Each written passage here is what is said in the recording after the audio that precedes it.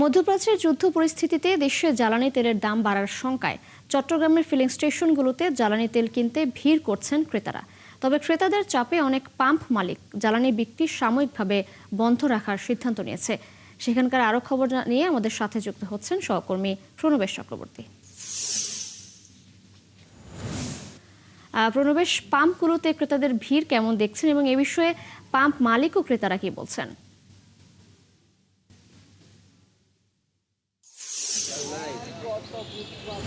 তিশা, বন্দরনগরী চট্টগ্রামে আজকে আমি সকাল থেকে যে ফিলিং স্টেশনগুলোতে গিয়েছি, দেখতে পাচ্ছি সেখানে এখনো পর্যন্ত যারা বাইরে অপেক্ষা করছেন অনেকেই, কিন্তু তাদেরকে এখনো পর্যন্ত জ্বালানি তেল সেটি দেয়া হচ্ছে না।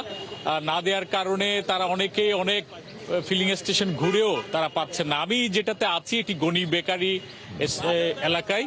এখানে আসলে দীর্ঘ লাইন তৈরি হয়েছে মোটরসাইকেল এবং যাদের ব্যক্তিগত প্রাইভেট গাড়ি আছে, কার সহ অন্যান্য যেগুলো তেলে চলে সেগুলোর একটা দীর্ঘ সারি আমরা এখানে দেখতে পাচ্ছি। তো এখানে যারা ফিলিং স্টেশনের যারা কর্মরত তারা আমাদেরকে জানিয়েছেন যে বৃহস্পতিবার শুক্রবার প্রচুর চাপ ছিল এবং জ্বালানি তেল অনেকেই আগে থেকে সংগ্রহ করে রাখার জন্য, অর্থাৎ যেহেতু মধ্যপ্রাচ্যে একটা সংঘাতপূর্ণ পরিস্থিতি চলছে ইরান ইসরায়েল আমেরিকার যুদ্ধের কারণে, তো ওই পরিস্থিতিতে মানুষ মনে করছে যে তেলের দাম বেড়ে যেতে পারে, তেল আর দেয়া হবে না। এই কারণে তারা এই শুক্রবার পর্যন্ত, কালকে পর্যন্ত তারা প্রচুর বিভিন্ন ফিলিং স্টেশনগুলোতে গিয়ে বা আগে থেকেই তেল সংগ্রহ করতে চেয়েছে। আমরা এখনো দেখতে পাচ্ছি এখানে প্রচুর লাইন। তবে ম্যানেজার যেটা বলেছেন আমাদেরকে যে শুক্র শনি হচ্ছে এখানে বিপিসি অর্থাৎ মেঘনা থেকে, যেখান থেকে তেল সংগ্রহ করে আনা হয় রাষ্ট্রীয় প্রতিষ্ঠান তেল পরিশোধনাগার, সেখান থেকে যেহেতু শুক্র শনিবার বন্ধ ছিল তারা তেল সংগ্রহ করতে পারেনি। এই প্রতি সপ্তাহে এই দুদিন বন্ধ থাকে। তবে আজকে তারা মেঘনা থেকে তেল পাবেন এবং তেল নিয়ে আসার পর যারা এখানে সারিবদ্ধভাবে অপেক্ষা করছেন তাদেরকে তাদের জ্বালানি দেয়া হবে।